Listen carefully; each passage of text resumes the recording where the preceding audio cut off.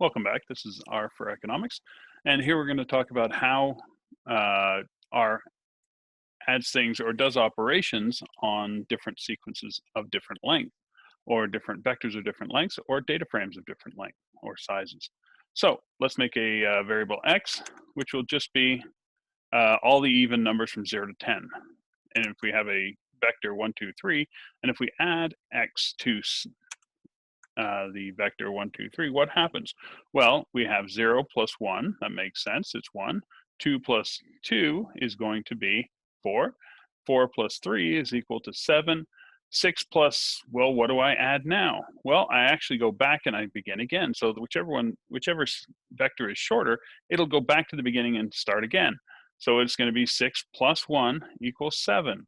8 plus 2 is going to be 10. 10 plus 3 is going to be 13.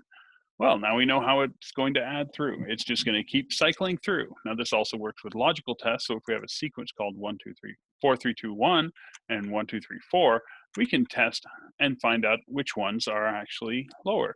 Well, 4 is greater than 1, 3 is greater than 2, 2 is less than, so that's going to be true. And then 1 is less than 4, which is also true. If we have a longer sequence, let's say we have 8 through 1 and 1 through 4, again, it's going to sequence through. So it's going to, 8 is going to be greater than everything in here up to 4. 1, 2, 3, 4, 5. And then the last 3, well, 3 is going to be greater than what? Well, it's going to be greater than, this is the fourth element, it was being compared to 1. 3 was being compared to 2, so that's true. 2 is going to be compared to 3. Well, 3 is greater than 2, so that must be true. And then 1 is less than 4, so that must be true. We can see this again if we quickly arrow up and we change this to 9. We can see that we go through this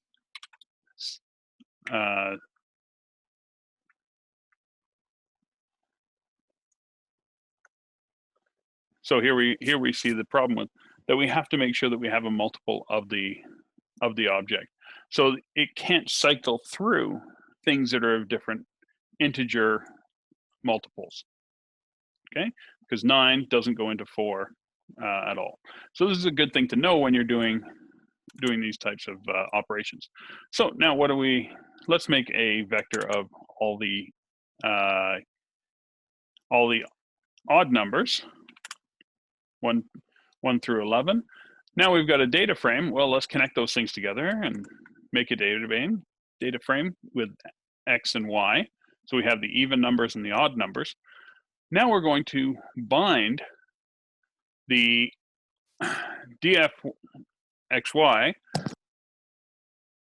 to dfxy plus 0, plus 5, plus 10, plus 100. And we'll see what this does.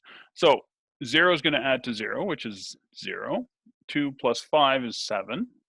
10 plus 4 is going to be 14. 100 plus 6 is 106. Then what did it do? It begins again.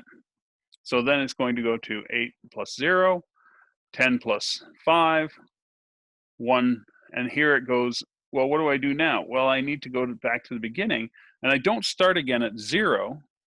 I start where I left off here. So I've gone 0, 5, 10, 100, 0, 5. I must be on 10. So it cycles through as a zigzag pattern as it goes through the data frame. So this has got to be 10, 100, and then it begins again. 0, 5, 10, 100. And that's how these things work. Okay, and we'll see you in the next